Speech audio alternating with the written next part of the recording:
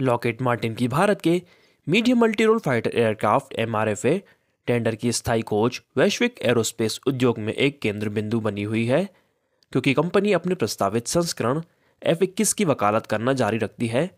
भारतीय वायुसेना प्रौद्योगिकी हस्तांतरण TOT के साथ 114 जेट खरीदने की अपनी महत्वाकांक्षी योजना के हिस्से के रूप में इस साल के अंत तक सभी वैश्विक मूल उपकरण निर्माताओं OEM को प्रस्ताव के लिए अनुरोध RFP जारी करने के लिए तैयार है।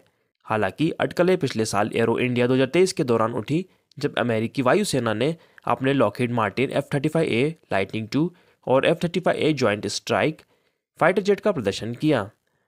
F-35A के आकर्षण के बावजूद लॉकहीड ने हाल ही में F-16V का दृढ़तापूर्वक समर्थन किया, जिसे भारतीय बाजार के लिए F-21 के रूप में पुनः ब्रांडेड किया गया।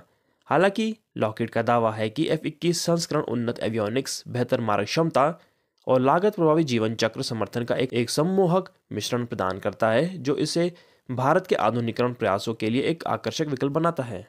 बढ़ते हैं अगली खबर की ओर। टाटा और Bharat forge futuristic infantry combat vehicle FICV कार्यक्रम के लिए विकास सह उत्पादन भागीदार के रूप में काम करेंगे। यह घोषणा भारत के स्वदेशी रक्षा विनिर्माण और आधुनिकीकरण प्रयासों में एक महत्वपूर्ण प्रगति का प्रतीक है। इस विकास की उत्पत्ति का पता पिछले साल रक्षा मंत्री राजनाथ सिंह की अध्यक्षता में रक्षा अधिग्रहण परिषद DSC के फैसले से लगाया जा सकता है, जिसने भारतीय सेना के लिए FICV की खरीद को हरी झंडी दी थी। Futuristic infantry combat vehicle FICV कार्यक्रम भारतीय सेना के आधुनिकीकरण एजेंडे के लिए सर्वोपरि महत्व रखता है। स्वदेशी उभयचर ट्रैक किए गए FICV की 750 इकाइयों को हासिल करने की योजना के साथ भारतीय सेना का लक्ष्य सोवियत संघ युग के BMP-1 और BMP-2 पैदल सेना लड़ाकू वाहन ICV के अपने पुराने बेड़े को रिटायर करना है। बढ़ते हैं अगली खबर की ओर। अग्रणी भारतीय रक्षा ठेकेदार कल्याणी समूह ने भारतीय नौसेना की मारक क्षमता को बढ़ाने के लिए एक महत्वाकांक्षी परियोजना शुरू की है। कंपनी वर्तमान में रक्षा अधिग्रहण प्रक्रिया DAPA 2020 की मैक 1 श्रेणी के तहत 3 स्वदेशी नौसैनिक तोपों को डिजाइन और विकसित कर रही। सरकार द्वारा वित्त पोषित इस पहल का उद्देश्य विदेशी हथियारों के आयात पर भारत की निर्भरता को कम करना।